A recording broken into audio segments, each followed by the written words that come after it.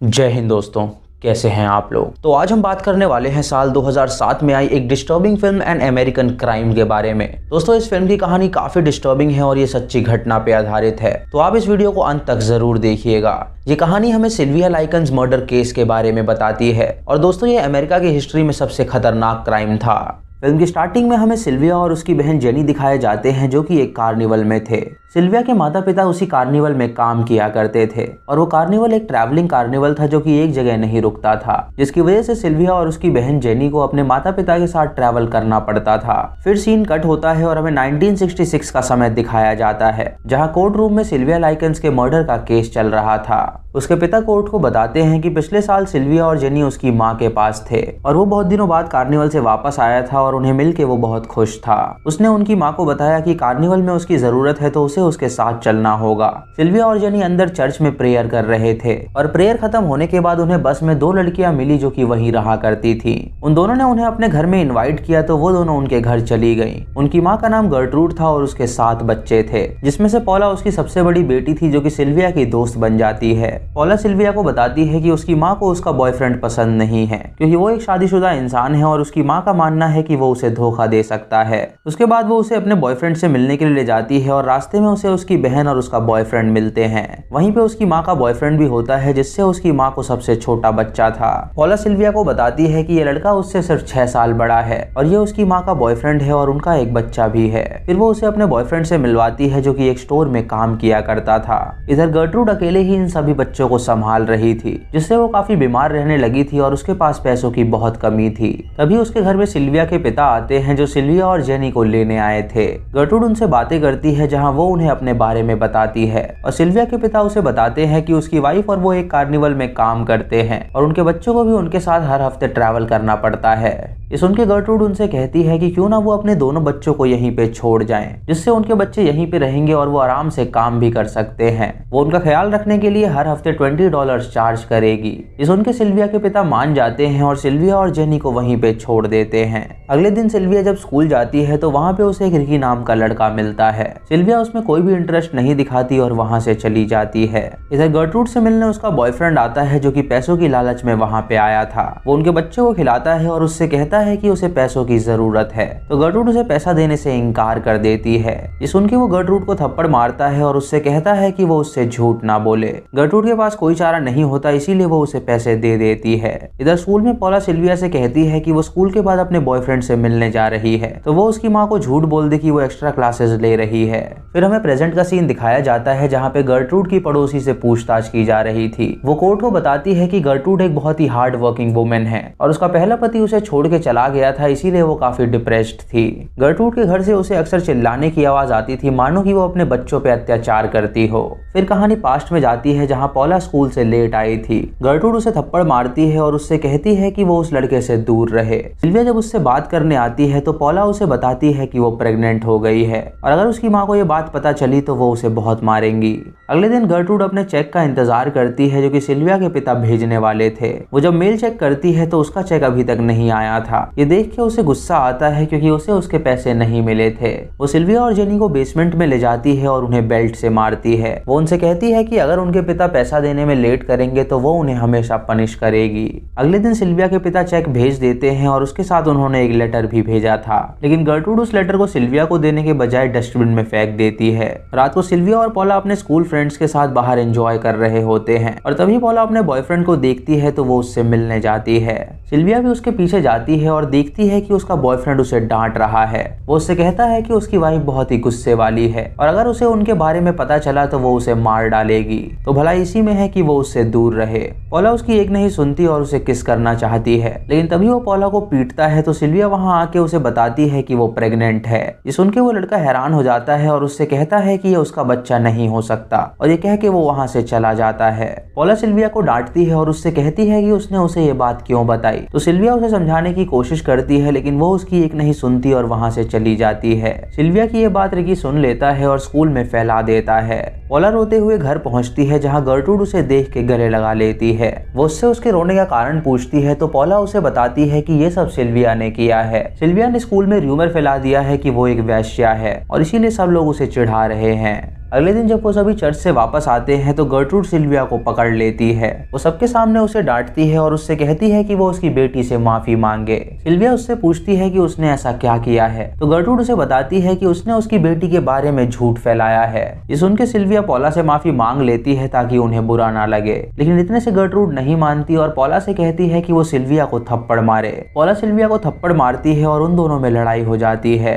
Gertrude उनकी लड़ाई छुड़वाती है और सबसे कहती है कि अगर सिल्विया ने दोबारा ऐसी हरकत की तो वो उसे और भी ज्यादा पनिश करेगी। रात को जेनी सिल्विया से पूछती है कि क्या वो ठीक है, तो सिल्विया उसे बताती है कि वो बिल्कुल ठीक है, वो उसकी चिंता ना करे। स्कूल में ये खबर फैल जाती है कि पॉला प्रेग्नेंट है, जो कि रिकी ने फैलाई थी।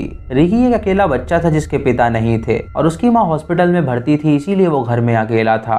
इधर सिल्विया से मिलने एरिक नाम का लड़का आता है जो कि उसका क्लासमेट था। तभी पॉला की बहन सिल्विया को अपने पास बुलाती है और उससे पूछती है कि क्या उसने र्यूमर फैलाए हैं कि उसकी बहन प्रेग्नेंट है, तो सिल्विया उससे कहती है कि उसने ऐसा कुछ भी नहीं किया है। इधर रिकी गर्ट्रूड से मिलने आता है सिगरेट पीने के लिए और गर्ट्रूड उसे सिगरेट देती है और उससे पूछती है कि क्या उसकी कोई गर्लफ्रेंड है। रिकी उसे बताता है कि उसकी कोई भी गर्लफ्रेंड नहीं है, तो गर्ट्रूड उससे कहती है कि उसे पता है कि वो सिल्विया को लाइक करता है। वो उसे ये भी बताती है कि जब से सिल्विया उसके घर में आई है तब से कोई भी खुश नहीं है, क्योंकि वो एक बहुत ही चरित्रहीन लड़की है जो उसकी बेटी के बारे में र्यूमर्स फैलाती है। इधर सिल्विया और जेनी अपने माता पिता को फोन करते हैं और उन्हें गर्ट्रूड के बारे में बताने वाले होते हैं, लेकिन तभी गर्ट्रूड के बच्चे वहां पे आ जाते हैं जो उन्हें बात करता हुआ देख लेते हैं और उसके बाद वो ये बात अपनी माँ को जाके बताते हैं। जब सिल्विया और जेनी वापस आते हैं तो गर्ट्रूड उनसे पूछती है कि वो फोन पे किससे बात कर रही थी। सिल्विया उसे बताती है कि वो अपने पिता से बात कर रही थी, तो गर्ट्रूड उससे पूछती है कि कॉल लगाने के लिए पैसे कहाँ से आए। सिल्विया उसे बताती है कि डस्टबिन में जो वाइन की बॉटल्स थी उसने उसे बेच दिया था, जिससे उसे कुछ पैसे मिले और वो कॉल कर पाई।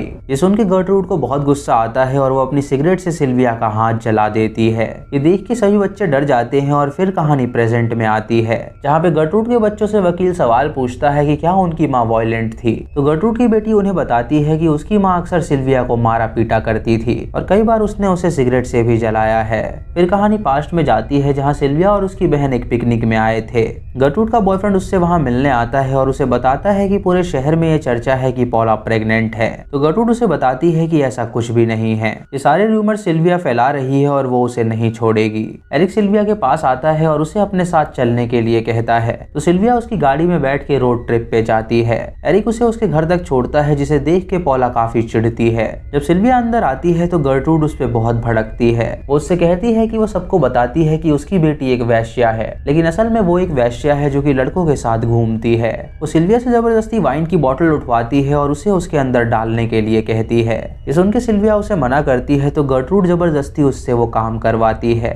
उसके बाद वो बच्चों से कहती है कि वो सिल्विया को बेसमेंट में फेंक दें और बच्चे सिल्विया को बेसमेंट में फेंक देते हैं, जिससे वो जमीन पे गिर जाती है और उसकी हड्डियां टूट जाती हैं। जब सिल्विया की आंखें खुलती हैं तो वो अपने सामने जेनी को पाती है, जो उससे माफी मांगती है क्योंकि वो उसकी मदद नहीं कर पा रही थी। सिल्विया उससे कहती है कि वो चिंता ना करे, वो ठीक हो जाएगी। रात को डिनर के वक्त गर्ट्रूड जेनी से कहती है कि वो एक अच्छी लड़की है, उसकी बहन बहुत ही बुरी है जो कि उसकी बातें नहीं मानती, और अगर वो भी उसकी बात नहीं मानेगी तो वो उसकी बहन की तरह ही उसे पनिश करेगी। ये सुन के जेनी बहुत डर जाती है और उसकी बात मानने लगती है। गर्ट्रूड पॉला से कहती है कि उनके पास पैसों की कमी हो रही है तो उसे कोई ना कोई काम करना होगा, लेकिन पॉला उससे कहती है कि वो उसकी दूसरी बहन को ये बात क्यों नहीं कह रही। गर्ट्रूड उसे डांटती है और उससे कहती है कि उसे जितना कहा जाए वो उतना ही करे। वो सबको समझाती है कि अगर कोई पूछे कि सिल्विया कहाँ है तो सभी झूठ बोले कि सिल्विया यहाँ से कहीं गई हुई है। गर्ट्रूड के बच्चे हफ्तों तक अपने दोस्तों को वहाँ पे लाते हैं और वो सिल्विया को हर दिन प्रताड़ित करते हैं, जिससे उन्हें काफी मजा आता है। प्रेजेंट में वो बच्चे अपना जुर्म कबूल भी करते हैं और कोर्ट में बताते हैं कि जब सिल्विया बेसमेंट में बंद थी तो उन्होंने उसे कैसे टॉर्चर किया था। एक दिन गर्ट्रूड पॉला की प्रेगनेंसी रिपोर्ट देखती है जो कि पॉजिटिव थी, और ये देख के उसे काफी बुरा लगता है क्योंकि उसकी बेटी उसी की तरह बन रही थी। तभी रिकी वहाँ पे आता है और गर्ट्रूड से पूछता है कि सिल्विया कहाँ पर है, तो गर्ट्रूड उसे झूठ बोलती है कि सिल्विया कहीं गई हुई है। जब पॉला वहाँ पे आती है तो गर्ट्रूड उसे समझाती है कि सब कुछ ठीक हो जाएगा। पॉला गर्ट्रूड से कहती है कि उसे अब सिल्विया को छोड़ देना चाहिए क्योंकि उसने अपना लेसन सीख लिया होगा, लेकिन गर्ट्रूड उसकी एक नहीं सुनती और उससे कहती है कि वो सिल्विया को ऐसे नहीं छोड़ सकती। उसके बाद बाद वो सिल्विया के पास जाती है और उसके घाव को पोंछती है। वो उसे बताती है कि वो बहुत ही डिप्रेस्ड है और उसे टॉर्चर करके उसे काफी मजा आता है। वो उससे माफी भी मांगती है, लेकिन सिल्विया कोई बात नहीं कह पाती क्योंकि वो दर्द से बहुत कहर रही थी और वो कुछ बोलने लायक नहीं थी।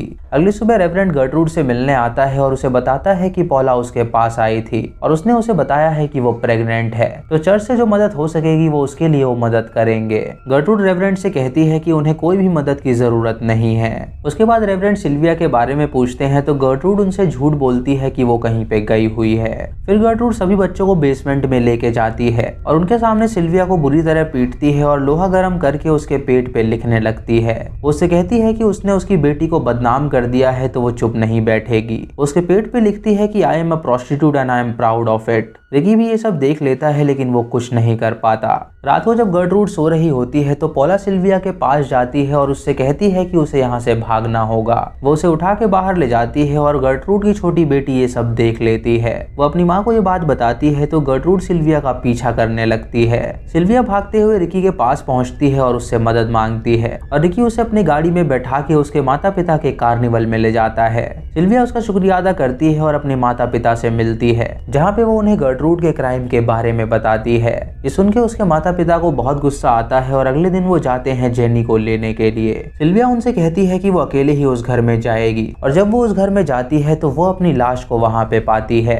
यानी दोस्तों सिल्विया मरते समय ये सब सोच रही थी कि वो वहाँ से भाग चुकी है, लेकिन असल में वो गर्ट्रूड के टॉर्चर से मर चुकी थी। सही बच्चे उसे उठाने की कोशिश करते हैं, लेकिन सिल्विया की सांसें नहीं चल रही थी। रिकी तुरंत भाग के पुलिस के पास जाता है और उन्हें कॉल करके वहाँ पे बुलाता है और पुलिस गर्ट्रूड को तुरंत गिरफ्तार कर लेती है। प्रेजेंट में सिल्विया की बहन जेनी बयान देती है कि गर्ट्रूड उसकी बहन को टॉर्चर किया करती थी और जब गर्ट्रूड से पूछताछ की जाती है तो वो इन सब बातों से इनकार कर देती है। वो कोर्ट को बताती है कि उसने सिल्विया के साथ कुछ गलत नहीं किया है और ना ही उसने उस पर टॉर्चर किया था। कोर्ट उसकी बात नहीं मानता और उसे उम्र कैद की सजा सुना देता है और साथ ही उन सभी बच्चों को भी सजा सुनाता है जो कि उसकी मौत के जिम्मेदार थे। गर्ट्रूड को जेल में डाल दिया जाता है जहां वो सिल्विया को हेलुसिनेट करती है। वो उससे कहती है कि वो उसे माफ कर दे और इसी के साथ ये मूवी खत्म हो जाती है। तो दोस्तों ये थी इस फिल्म की कहानी जो कि सच्ची घटना पे आधारित है। दोस्तों इस फिल्म में जो कुछ भी दिखाया गया है वो एकदम सच है। सिल्विया के पेरेंट्स ट्रैवलिंग कार्निवल में ही काम किया करते थे और उन्होंने गर्ट्रूड नाम की औरत के पास सिल्विया को छोड़ दिया था उसका ख्याल रखने के लिए। सिल्विया के पिता गर्ट्रूड को $20 दिया करते थे ताकि वो उनकी बेटियों का ख्याल रखे। गर्ट्रूड एक डिप्रेस्ड औरत थी और उसके 7 बच्चे थे, वो भी अलग अलग पतियों से, और सारे ही पतियों से उसके डाइवोर्स हो चुके थे और 4 बार उसका मिसकैरेज भी हुआ था। जब सिल्विया और जेनी वहाँ पे रहने आए तो शुरुआत में सब कुछ ठीक था, लेकिन 1 महीने बाद गर्ट्रूड ने अपना असली रंग दिखाना शुरू कर दिया। गर्ट्रूड अक्सर छोटी छोटी बातों पे सिल्विया को मारा पीटा करती थी। वो अपने पास्ट की वजह से मेंटली डिस्टर्ब्ड थी और उसी पास्ट को भुलाने के लिए वो सिल्विया को टॉर्चर किया करती थी। एक दिन जब पॉला प्रेग्नेंट हुई थी तो गर्ट्रूड ने ये इल्जाम सिल्विया पे लगाया। उसका मानना था कि सिल्विया उसकी बेटी को बिगाड़ रही है। गर्ट्रूड ने सिल्विया को बहुत मारा था और उसके पूरे शरीर को सिगरेट से जला दिया था और अक्सर बाकी बच्चों को बुला के वो उस पर टॉर्चर करवाया करती थी।